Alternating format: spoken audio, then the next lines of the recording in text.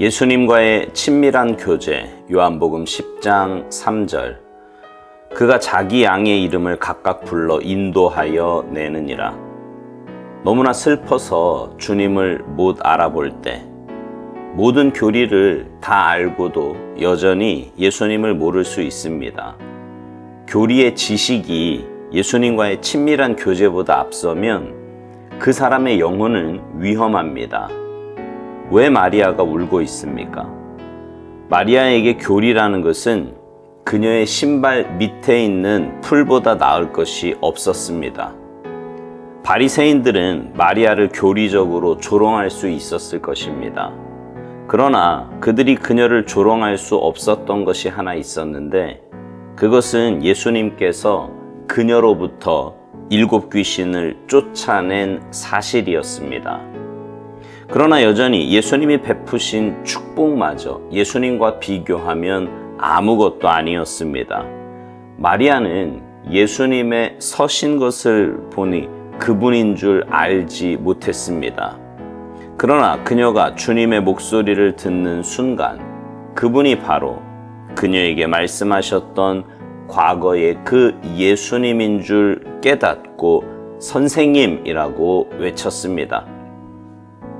고집스러울 정도로 의심할 때 예수님에 대해 뭔가 의심한 적이 있습니까? 다른 사람들은 경험했지만 나는 경험하지 못했기 때문에 의심한 적은 없습니까? 다른 제자들이 도마에게 예수님을 보았다고 말했습니다. 그러나 도마는 의심했습니다. 내 손을 그분의 옆구리에 넣어보지 않고는 믿지 아니하겠노라. 도마는 예수님의 인격적인 만지심이 필요했습니다. 언제 어떻게 주님의 만지심이 임할지 우리는 모릅니다.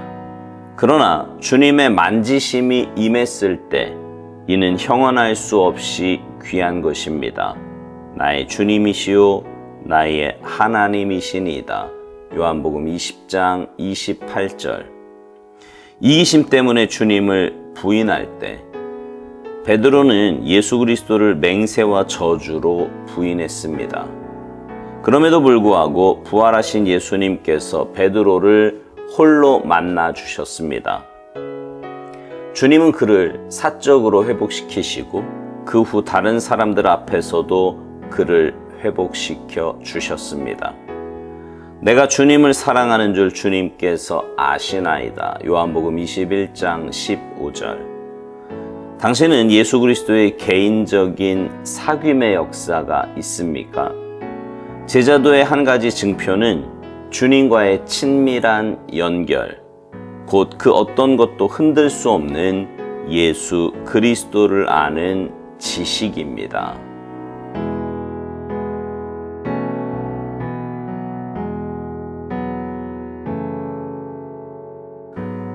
오늘 묵상 제목이 예수님과의 친밀한 교제입니다. 하나님의 형상으로 지음받은 우리는 예수님과 교제하며 동행해야 합니다. 그런 삶을 살아야 영적으로 건강한 삶, 올바른 삶을 살 수 있습니다. 오스왈드 목사님은 오늘 묵상에서 그렇게 살지 못하는 3가지 경우를 성경의 예를 들어 설명을 합니다. 첫 번째는 요한복음 20장에 등장하는 막달라 마리아의 이야기입니다. 묵상의 소제목이 너무나 슬퍼서 주님을 못 알아볼 때입니다. 막달라 마리아는 바리새인들이 볼 때 교리적으로 미천한 수준의 사람이었을 것이라고 오스왈드 목사님은 말합니다. 그러나 바리새인들에게는 없는 귀중한 것이 마리아에게 있는데 그것은 바로 체험입니다. 체험. 예수님께서 본인에게 있는 그 7 귀신을 쫓아내신 그 체험 말입니다. 그 이후 마리아는 예수님을 따라다니며 그 어떤 제자보다 예수님을 사랑하는 사람이 되었습니다. 그래서 마리아에게는 예수님이 베푸신 축복마저 예수님과 비교하면 아무것도 아니라고 오스왈드 목사님은 말합니다. 그렇게 예수님을 너무나 사랑했던 마리아이기에 예수님의 십자가의 죽음은 도무지 받아들일 수 없는 사실이었고 너무나 큰 슬픔이었습니다. 그래서 그 슬픔으로 인해 예수님이 부활하신 후에 자기 앞에 서셨음에도 알아보지 못했던 것입니다. 그런 마리아가 예수님을 알아볼 수 있었던 것은 예수님의 음성을 들을 때였습니다. 마리아야 하고 부르실 때 주님을 알아보게 되었던 거지요. 우리 삶에 때로 감당할 수 없을 만큼 힘든 시간이 오기도 합니다. 슬픔 가운데 어찌할 바를 몰라 헤매이기도 합니다. 주님과의 교제는 고사하고 주님의 존재 자체에 대해서도 의심을 하게 됩니다. 그럴 때 우리에게 필요한 것은 주님의 음성입니다. 주님의 음성. 주님의 말씀이다 이 말이에요. 주님께서 내게 주시는 레마의 말씀을 들을 때 우리는 그 슬픔에서 벗어나 주님과의 교제 자리로 나아갈 수 있는 것입니다. 두 번째 소제목은 고집스러울 정도로 의심할 때입니다. 우리가 잘 아는 대로 도마는 의심의 대명사입니다. 제자들 앞에 나타나셨던 예수님을 만나보지 못했다는 이유로 부활하신 예수님에 대해 부정적인 입장을 보였습니다. 그런 도마가 예수님을 만났을 때 오살드 목사님 표현대로 예수님의 인격적인 만지심이 있을 때 그의 의심은 사라졌습니다. 나의 주님이시오, 나의 하나님이십니다라고 고백하였지요. 여러분은 신앙생활을 하며 의심 들 때가 있으셨습니까? 하나님의 사랑, 하나님의 은혜, 하나님의 역사하심에 대해 의심할 때가 없었느냐 말입니다. 그럴 때 우리에게 필요한 것은 주님의 만지심이에요.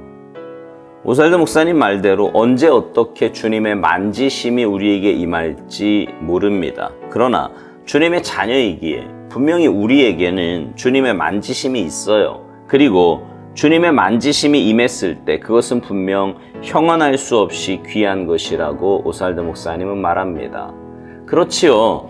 주님의 만지심이면 모든 것이 다 해결이 됩니다. 그러니 여러분, 주님의 사랑이 의심될 때면 주님의 만지심을 오히려 더 사모하시기 바랍니다. 우리 가운데 주님의 만지심이 필요 없는 사람은 없어요. 그리고 주님의 만지심은 우리의 모든 의심을 사라지게 합니다. 그러니 여러분, 고집스러울 정도로 의심이 들 때면 하나님께 더 가까이 나아가시기 바랍니다. 주님의 만지심을 더 사모하시기 바라요. 마지막 소제목은 이기심 때문에 주님을 부인할 때입니다. 베드로는 예수님의 죽음 앞에서 제자됨을 부인하였습니다. 자기도 죽음에 이를까 봐 두려웠던 거지요. 주님은 부활하신 이후에 그런 베드로에게 찾아와 주셨고 만나 주셨어요. 3번이나 부인했던 베드로를 향해 3번이나 사랑을 물으시며 확인해 주셨고 회복시켜 주셨습니다. 3번 부인한 베드로에게 3번 사랑의 확인을 하시면서 회복시켜 주셨다는 사실이 너무 따뜻하고 감동적이지 않습니까? 결국 베드로는 주님께 자신의 사랑을 고백하며 주님의 제자로서의 정체성을 회복하고 오순절 성령의 임재 후에 사도로서 너무나 귀한 사명을 감당하는 사람이 되었습니다. 이기심으로 주님을 부인한 베드로가 주님과의 만남으로 인해 사랑이 회복되었고 결국 사명자로 다시 설 수 있게 된 것입니다. 오살드 목사님이 묵상 마지막에 이런 질문을 던집니다. 당신은 예수 그리스도와 개인적인 사귐의 역사가 있냐고요. 그러면서 제자도의 한 가지 증표는 주님과의 친밀한 연결, 곧 그 어떤 것도 흔들 수 없는 예수 그리스도를 아는 지식이라는 겁니다. 그렇지요. 주님의 제자는 주님과 사귐이 있는 사람이에요. 주님과의 사귐을 통해 영적 친밀함이 있고 그 친밀함이 바로 사역과 삶의 기본이 되어야 하는 것입니다. 바라기는 여러분의 매일의 삶 가운데 주님과의 깊은 사귐이 있게 되기를 간절히 바랍니다. 그래서 주님과 친밀한 교제를 통해 주님께 더 가까이 나아가며 주님 닮아가는 아름답고 복된 삶이 되시기를 주님의 이름으로 축복합니다. 아멘.